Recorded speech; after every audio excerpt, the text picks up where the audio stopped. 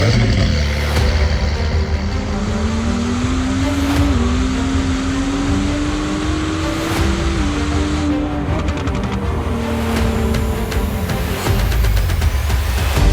is Hard Parking, brought to you by Wright Honda and Wright Toyota out of Scottsdale, Arizona. I'm your host, Jhae Pfenning, back from Long Beach in my studio. Tonight is April 21st. It was a late one, 6-hour drive.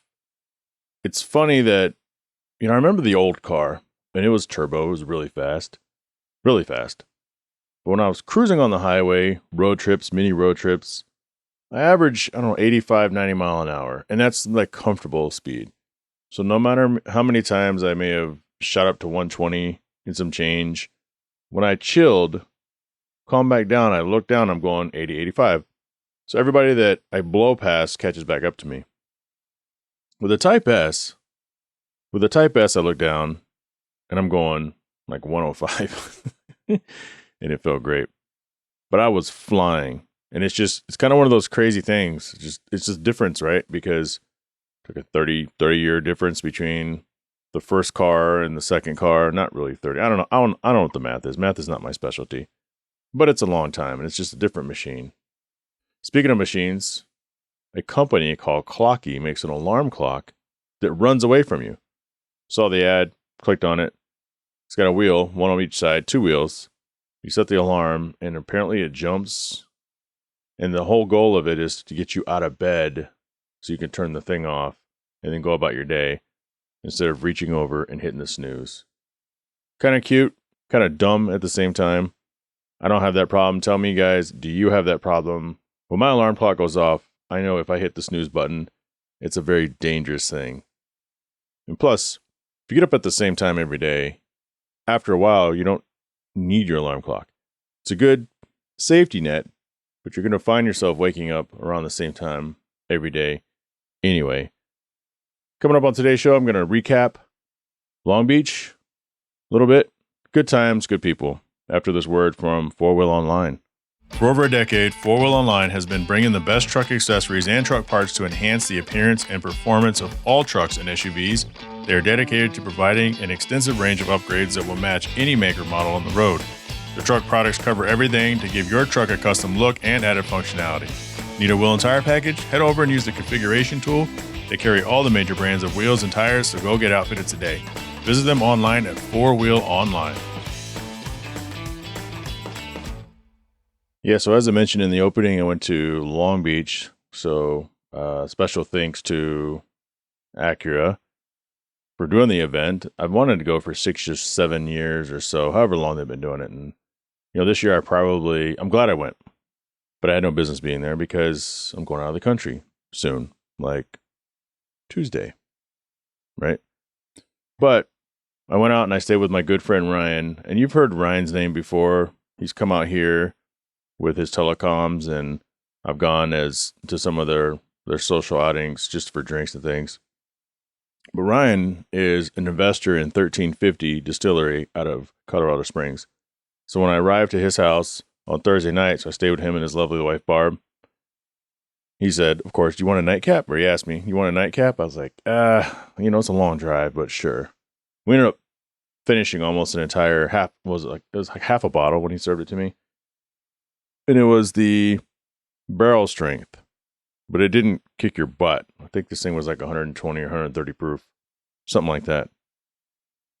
But he'd ordered a bunch for One Drink Wednesday. You guys, as you know, if this is your first time listening to the show, I do a One Drink Wednesday Instagram Live with my good friend Wes Tankersley, and that's at One Drink Wednesday or on Instagram and in TikTok. But he ordered it specially for my trip out there so that I could bring some of it back with me. Halfway home today, I was thinking about my weekend in that first night and thought, son of a bitch. So he's going to have to mail it to me now. But, that's one of those places, going over to his house and staying with him and his wife and the family. Those are relationships. And I don't really talk about that as much on the podcast as I used to. But relationships are important. Friendships are important. Networking is important. And it's because of our friendship through cars and he's going to be on the podcast. He basically did a whole podcast interview that night, and I go, dude, save it for the studio, save it for the podcast, because smart guy. And, you know, one of the things he said is a lot of us NSX guys, and I would argue that a lot of car guys, right? But a lot of NSX guys, we have our hands in so many different things at once, and it's the car that connects us. So we had good drinks that night, and then the next morning we get up and we go to the Grand Prix. First off, I've never been, like I said. He's gone before. So we're going down from his house to downtown Long Beach. With no traffic, it's like a 6-minute drive. With traffic, it's like a 40-minute drive. So we have to go to the hotel, pick up our credentials. We had to check in for the Acura ride-along in the Type S Integra at 10 o'clock sharp, and then the ride-alongs begin at 10:45. We didn't even get to the hotel to get our packet till like 10:10. Then we get in the car. I have no idea where to go. And we drive to what looks like the entrance. So then there's some debate with the guys. They're checking the IDs or the cards, the staff and the police officers. Like, that's not a parking pass. I go, this is all we have. Well, it's not a parking pass. But then the other guy goes, yeah, that's a parking pass.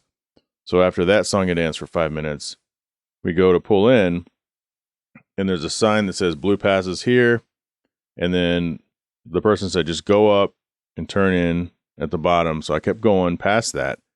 And we get to the bottom, and there's these huge gates, and there's a ton of people on the other side. Again, we probably should have been there earlier, but we weren't. And they go, well, you can't come in this gate. You needed to be here earlier. I go, well, what time? They go, well, these gates close at like 7 a.m. I'm like, oh, okay. So then we have to turn the cars around. So 2 NSXs. He's driving a really nice early one, and of course, you know mine. So we leave that area, and it took us a long time even to get to that point in traffic. And they go down to Pine Street. So we get in the car, go all the way down to Pine Street, and they say, we do a U-turn at Pine Street, and the guy goes, you can't come this way. So Ryan says, well, the guy down there says we have to come here. And this guy said, well, the security guy says, well, you would have had to get in here, I don't know, a lot earlier, maybe like by 7. We're like, okay. He goes, okay, so go back to the one you were just at. Fine. So we go back to the one we were just at, and they're looking at us like, why are you guys back here? I go, I don't know what to say. So then they wave us through. And then this time when I get to the blue sign, I go, maybe I should turn this way because our parking pass was blue. And the sign says blue. And so I turn in, and you go across this beach, and I'm still not quite sure where I'm going. Again, remember, Ryan's gone before, and he's behind me. He lives in Long Beach. So we finally get to the Acura Corral, which is really cool. It's a huge parking area that's segmented off just for us. So you have to have an NSX, an Integra, Type R, or Type S. You don't have to have a Type S NSX, but you have to have the proper credentials to get in there. And it's right by the Grand Prix, and it was super cool. So then we parked. We finally get there. We walk around. We go down to the Acura lounge. I don't know if it's a lounge. It's an area where you have to, get credentialed to go in. And they had a different wristband for each day. So if you're going to be there for one day, I think it was yellow, maybe white, or black or red. I don't know. There's a red one was for Sunday. And then if you had a Type S, then they gave you a VIP one, which was gold. And the difference was, it's just, they had seating, and it was kind of segmented off, but there was no bad seat in the house, to be honest with you, so it didn't really matter. But they had refreshments up there, waters, beers, some hard liquor, like Whistle Pig, things like that. It was really nice. And what's cool about that is you talk to people. It's, hey, I haven't seen you in X years. But a lot of our friends from the area and from around drove down for the event for the weekend. We had a crew come down from the Pacific Northwest. We're talking Portland. We're talking Seattle. We had people drive in from Albuquerque. So it's kind of like this reunion. So we're hanging out, we're having our food, and we go walk around. So this came with a paddock pass. As long as you had your little QR code, you can go into the driver's paddock. There was a giant expo center, which anybody could go to. And inside the atrium, which is the main entrance area, there were Acuras everywhere because it's the Acura Grand Prix. But I've never seen so much Acura and Honda, which was awesome to see. Oh, and just outside the area that we were at, like the Acura's lounge area, was Auto Cannon. So you guys know Auto Cannon, official sponsor of the Hard Parking Podcast. We had Auto Cannon Michael Bush sitting across from me in the studio. He was there. Dennis, the head founder of Auto Cannon, and Max Boost was there. Had a nice, great conversation with him. Bought a few things. They have a bunch of items coming out. I know a lot of people are kind of like, we pre-ordered, where's our stuff? Sometimes there's a fulfillment issue, but they're going to get it sorted out. And they have a lot of really cool swag. But in order for you to get it, you either have to be at an event or you have to go and sign up on the website, and they email you and say, hey, this is out. Pick what you want, pay for it, and when it's done, we'll ship it to you. So that was cool. But anyway, we're walking around the paddock, walking around the expo, and on the inside of the expo, back where the atrium is, I'm smacking my mouth, aren't I? And I'm not even going to edit that out because I'm too tired. There's a bunch of exhibitors, a bunch of race teams. The new Honda Prelude was there. The prototype is red. You may have seen it on my Instagram. And you're going to see it in my video of Long Beach whenever I do it, which will probably be months from now because I just don't, or I'll do it on the airplane on my way to Europe. But that thing was pretty cool in person. You know, I think we talked about it on the show a few months ago. And yeah, I still think the headlights look like an SF90. And from a certain angle, it kind of reminds me of the new Datsun Z or Nissan Z. But it's not bad. Would I drive it? I would drive it. Would I buy it? Probably not. But I'm not in the market for something like that. And that's one of the weird things that people are like, with people, I like it or I don't like it. Well, you can like it and not want it, or you can dislike it because you didn't want it to begin with. So would I drive one? Sure, I would love to. Would I buy one? No interest. But it's not because of the car. It's just I have no interest. One thing I am interested in, but I would never buy, is the Integra Type S. And why would I never buy it? Because I'm just not in the market for it. But I did drive one for, 50 yards once. And I rode in one at Long Beach. Today, on Sunday, we did the drive along. And that thing is very capable. It's, in my opinion, it's a great looking vehicle. Much better than the A-Spec that they debuted with that everybody hated except for like a handful of people. Because with the fender flares, then we've talked about that on the show too. With the fender flares, it's just a nicer looking car. And like, it's a nice looking car. It's a nice performing car. And I don't know what took them so long to do that. Maybe they should have had almost that body style initially. And then when they brought out the Type S, just made it even more aggressive. Like my NSX looks more aggressive than a non-Type S NSX. But they're still both very nice looking cars. No one says, oh, that one looks ugly, but that one looks nice. And so you see that all the time with the Integra, unfortunately. But going through the exhibitor hall, they had some things that were really cool. One of the things we looked at was some of their clothing. You go into the gift shop and it looked cheap as hell, except for they wanted an arm and leg for it. But beside that, just kind of walking around that area, it's, again, like I said earlier, I've never seen so much Honda and Acura stuff, and it's cool. Because usually you go to a race and there might be one thing or two things. And they brought it out. They had Acura lounges kind of all over the place. Ran into Peter. You guys know Peter Cunningham, good friend of mine. And I thought I wasn't going to see him all weekend because he's a race steward, which means they watch for penalties. They go up into this lounge and in a dark room and they just watch the race. Every single turn is up on the screen in front of them. And then just like when I went to the officials area with Jasser when I did the NASCAR thing, they have a separate monitor, and you have all the cars on the monitor, and they're different little colored shapes going around. And you can tell by the shapes what lap they're on. Maybe if they're too fast, maybe the shape changes color. I don't know that for a fact. I'd have to think back to the Jasser episode. But getting an opportunity to go in there is because Peter. And I think I've said this before, but like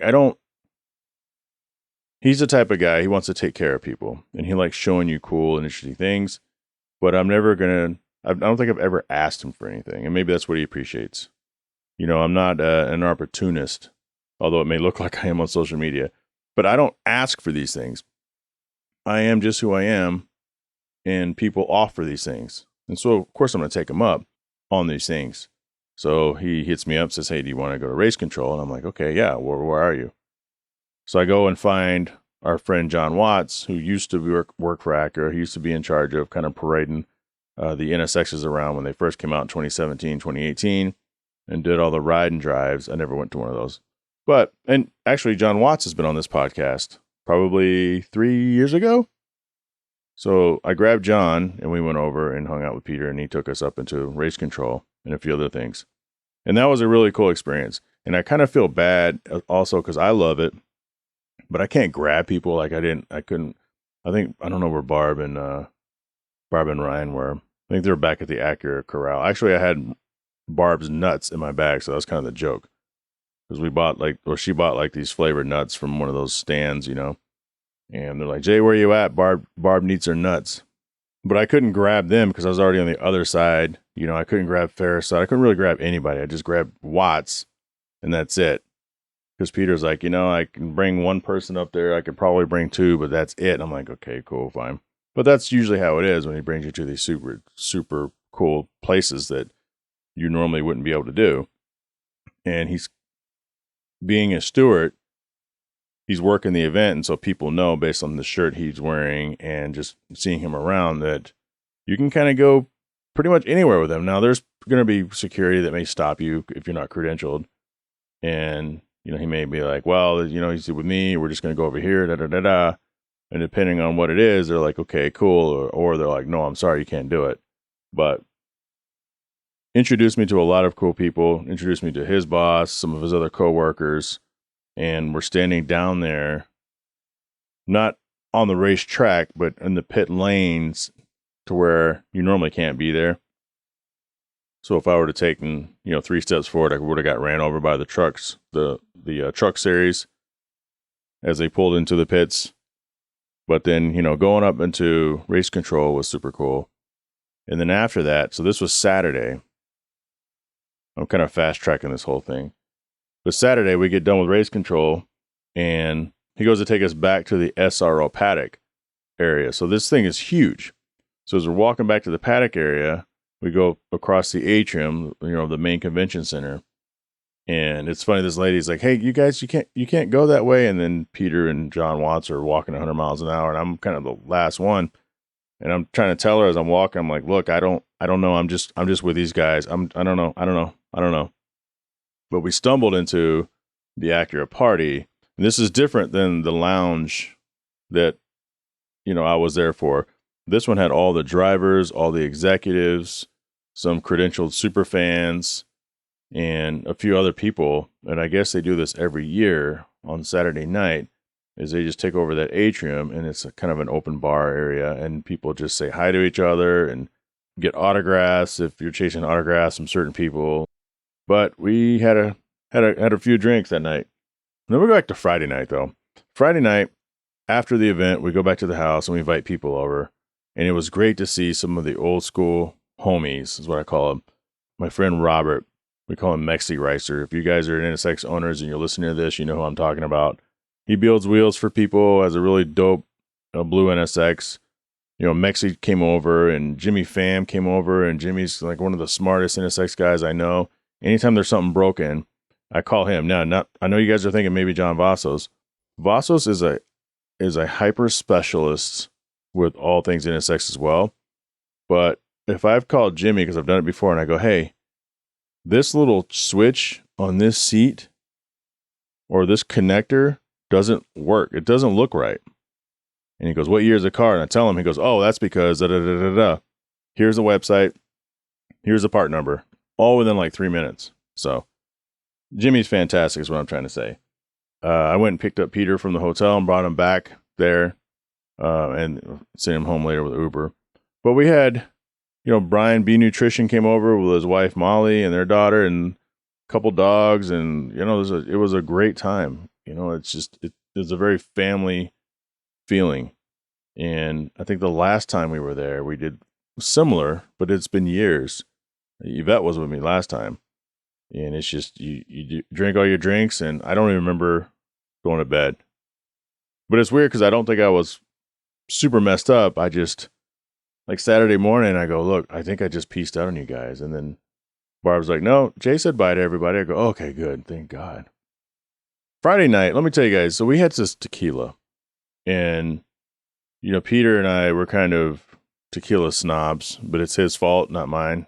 Him and Leon taught me how to drink what's good tequila and what isn't good tequila. Because there's a difference. There really is. And it's not the price. I promise you, it's not the price. And so Ryan introduces us some tequila. He shared a booth with this tequila company when he was at a trade show doing 1350 distilleries. It tasted really good. But Saturday morning, I woke up and I was super lazy and super sluggish. I wasn't hungover, but I just felt really defeated, and it had to have been that tequila. And so that's that difference, right? Because it tasted good, so it didn't taste like shit. But then the next day, I didn't feel shit, but I felt super sluggish. So in my opinion, that's an indicator that tequila, and I told him, I go, dude, that tequila that you were raving about unmotivated me for most of my Saturday. Because Saturday we got up, we didn't even get to the event until like 1. So we missed all the cool morning shit, because there is some cool morning shit. And then all day Saturday, I just felt like shit. And this is the same day that I went to race control. So I'm mixing all this stuff because this is just what I'm doing on this episode. I did get an opportunity to meet Joseph Gatt finally in person. We talked about some things. I met up with him on Saturday, and he gave me a huge hug. Not the dap, but that must, like a huge hug. It's like, all right, cool. We took a couple selfies together and didn't really get much opportunity to talk Saturday. But today, Sunday, he wanted to make sure that he found me and we were able to talk a little bit more. And so this morning, this is the day where we got up and did that ride along with the Integra Type S. So we had to get up at 6 a.m. and we checked into the track at 6:45, and the track wasn't officially open yet. So that was very difficult making it inside to the ride-alongs. You had to kind of talk to security and say, hey, yeah, we're supposed to be here. Are you no, you have to go to this other gate. And like, no. We're not going to walk around the whole fucking thing. Here's our credentials. Here's our this. Here's our that. And eventually they're just like, yeah, just go. Which I found out that worked a lot this weekend. So we get checked in. We do the ride and drive. I don't know what it's called. I'm calling it ride and drive. Or well, I guess we weren't driving, right? The ride along in the pace cars. And that car is nice. Like I said earlier, the Integra, but I was worried. So I had my wristbands on for motion sickness. I took the ginger chew, and I was fine. We went around 1 lap, but I think if it would have been 2 or 3, I would have been in trouble. But the race car driver, the guy driving around, super nice guy. I feel like I've known him or met him before, but I don't know. But anyway, that's going to be on the video. So we got done doing that, and it was still super early. And so we walked around, got some breakfast, went back to the Acura Corral, or the main lounge area, whatever it's called. I bought some stuff from Auto Cannon, and we just kind of enjoyed the race and talked to a few other people and said, all right, we're out. And so I'm leaving. I'm, call Gat Man, say, where you at? And he's like, where you at? And meet me here. Okay, I'll meet you there. And so I meet up with him, another big hug, and he goes, come on, let's go eat. I'm hungry. I'm like, all right, I'm not hungry. I just got to eat some Dole Whip. So I'm following him around, and he gets to this gate, and I'm like, oh shit. I'm not credentialed to get back there. I have Acura credentials, but that doesn't mean anything. I got the red day pass, the red wristband from, I don't mean to say it doesn't mean anything. It does, but not in that area. And then I have the gold VIP one. So we get to the gate, and, they see him, let him in, and the security girl's like, okay, well, your credential, come in. And then he's like, he's with me. And she goes, oh, I'm sorry. He has to have his own separate credentials. He can't get in here. And I don't say anything because I'm not that guy. I'm never going to be that guy that tries to talk my way into something that I'm not supposed to be, which really pisses my wife off sometimes. She's like, you could lie. You could just do it. I'm like, I don't know. I'm not wired that way, And sometimes there's no harm, right? That's like usually when I'm with Peter and he's like, he's with me, and they make a stink of it. I'm just like, yeah, that's whatever. And then they finally they're like, all right, cool, whatever. And so Joseph, he goes, no, he's my guest. He's a guest of this event. This guy, and I'm just like, oh, fuck me. He goes, look, and he points at my wristband. He is a guest of Acura. He's an Acura VIP. And the girl was like, oh, you know what? Come on, go ahead. And I wanted to say, oh, you know what? I'm sorry about that. But I wasn't sorry about that. because it wasn't like there was a 50 people there, and it was just me and him. So he kind of took me around that back area, and we were looking at some of the classic race cars, and then he took me over to the special SRO, which I keep saying SRO, and you guys are probably like, what the hell is that? That's a racing series. But as you can imagine, if you go to any events remotely similar to something like this, where you have a bunch of vendors and a bunch of companies and a bunch of sponsors, then like when we go to Waste Management, we're in the Cove tent usually for my friend Jake Johnson, usually tent 17. Hole 16, it's its own thing, full of its own sponsors. So you can't go into Hole 16's tent if you have a wristband to go into Cove. And Hole 16 people can't go into the Cove because they're supposed to be in 16. So it was kind of the same deal. And so he takes me to the place that they're at, this SRO paddock, super fancy. And it's kind of way off from the rest of the stuff. So it's a lot more quiet and peaceful and cold. Really nice area. But this is like Peter's area. And so I go in there with Joseph, and we're talking to this really pretty girl, Ashley, who's kind of like the person running that little area. We're talking to her for a while, and of course, she's like, have I met you before? I feel like I know you. And Joseph's like, this guy, he's famous. I'm like, oh, Jesus, God. No, I go, no, I'm just some guy, right? But then she goes, let me get you guys some wristbands. AKA, you guys are supposed to have wristbands on. I should kick you out of here because you don't. I know you, Joseph Gatt, because you've been here before today. I don't know this other Jay guy who's with you. He seems pretty cool, so let me hook you guys up with wristbands. So she comes back with wristbands. She puts her wristbands on us and stuff. And then Peter's boss, Greg, comes over there, which I met him yesterday on Saturday, so he's cool. We had a lot of fun talking and laughing at Peter's expense. And so now it's like you're validated because you're with the right people. So they grabbed their food. It looked like great food. I wasn't hungry, but they had, I don't know, it was like pot roast or something, and there's like vegetables. But we sat there upstairs. It was very cold, but we sat there upstairs and just talked about cars and coffee and the car culture. And I'm sitting there thinking, how cool is that? I'm sitting next to Joseph Gatt, and across from Greg, I forgot Greg's last name. I have no business being there. I'm there because Joseph dragged me over there and told this lady that I'm somebody. I mean, sure, I'm an Acura VIP, but so is everybody else that has that, because all you have to do is drive a NSX Type S or any Type S to get that gold wristband. I'm not John Acada. I'm not John Watts. I'm not Andrew Quillen. I'm not all these guys that are real. I'm not trying to underplay this either, guys. I'm just a guy. You guys know that. I'm just a guy. So knowing me can't really get you anywhere in life. Is that controversial? You know what I mean? Like, if you show up to a party with me, I'm not going to get you behind the special VIP stanchion because I'm me. You know what I mean? So I can't do what Joseph Gatt did. I can't say, oh, that's okay, he's with me. Unless I have the right people working the booth. So if I go to an Acura party and my good friend Kelly and her sister Jody are working, then I could say, well, they're with me. That's the only time I can really think of where I could do that. But if it's random security, it would never work. So anyway, we're sitting up there and I'm just thinking, wow, this is cool. We're just talking. And then Peter shows up. And so we're all just kind of sitting there for a little bit and just kind of laughing and having a good time. And, that was the last thing I did. And I didn't leave as early as I wanted to, but I figured I wanted to get out of there by 12. And Joseph said, hey, I wanted to talk to you. I want to, speak with you before you leave. And sometimes you just got to do it, right? I can't be like, hey, man, I'm out of here. I got to go. Okay. I've driven 6 hours. We're friends. This isn't an opportunity I'm probably going to get very often. And so I did it. And so the whole point of that is, that last part, if you can make the time, then take the time.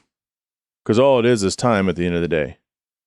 And I could have hit the road when I wanted to at noon, but I wouldn't have had that experience to sit there and say, wow, not only am I somewhere I'm not really supposed to be, which is kind of the key of the whole weekend, but I'm having these really cool, normal, non-transactional conversations with these people. And that builds memories too. So if I ever see Greg out in the street, or again, it's like, hey, Jay, hey, Greg. And I'm not saying, hey, Greg, can I get tickets to your next event? I'm never going to be that guy. Ever. But I value the fact that we were able to share, the three of us, and then Peter. Well, Peter's Peter. He's great.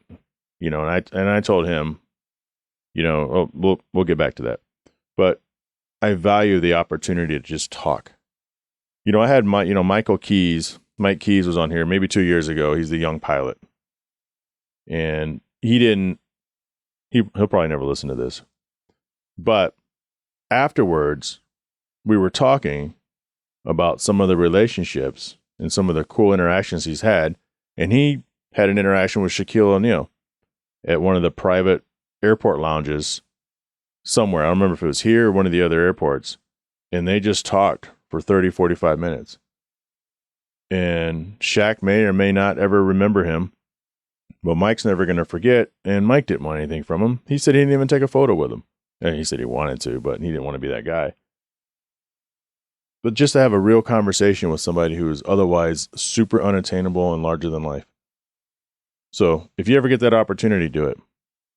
Anyway, I really should be wrapping this up. I've got a lot of stuff to do. Some episodes I pre-recorded, plus I have a conversation with someone tomorrow, so I'll make sure you guys are taken care of for the next couple of weekends when I am out of the country, and unfortunately, you're going to have to hear about that when I get back. Make sure you check out One Drink Wednesday with Mr. Wes Tankersley and usually myself. And that's why we have our own Instagram page now, because one of us can be absent and the show can still go on. Also, speaking of Joseph Gatt, I know that I said he's going to be back on the show, and he will be. He's just waiting for some legal stuff to clear. So plan on that happening again at some point this year. I want to thank Right Honda and Right Toyota, 4wheelonline.com, Sales Shop Wireless Services, AutoCannon, officially licensed Honda and Acura gear, Patreon business supporter, Kuya Automotive out of Warner Garden, Florida, Automotive Specialty Tool out of Owings Mills, Maryland, Hell Construction out of Caledonia, Michigan, Beak House Small Home Design out of Ashburn, Virginia, and Traverse City, Michigan. And of course, Shaping Success with Wes Tankersley out of Boise, Idaho. Maybe switching up the name of that show really soon. Maybe he already did it and I forgot to add the update. If you own a business and you want a shout out, you can join the Patreon for $10 a month. And you can write that off at the end of the year and hear your name on my podcast. Otherwise, if you're in a position to help the podcast upgrade, you can join the Patreon for as little as $3 a month. You get access to bonus audio as well as show swag. Special shout out to Mark Stillman, Catherine Cox, Eddie Ramos, Richard Graves, Byron Jones, Bo Jung, Oscar, Andrew Buckley, and Yasu Chiba. Email the show, hardparkingpodcast@gmail.com. Follow me on Instagram at Jhae Pfenning. Also follow me on TikTok at hardparkingking. Join the Hard Parking Violations Facebook group and the Hard Parking channel on Instagram. I can't grow that you're telling the world how great this show is. Let's do this. Let's grow this thing together. And I'll talk to you all next week. I have a ton of coasters. Just tell me you want one and I'll mail it to you. Finally got around to trying that Arby's Wagyu burger. It was alright. I ain't like the little dressing shit they put on it. Shut up!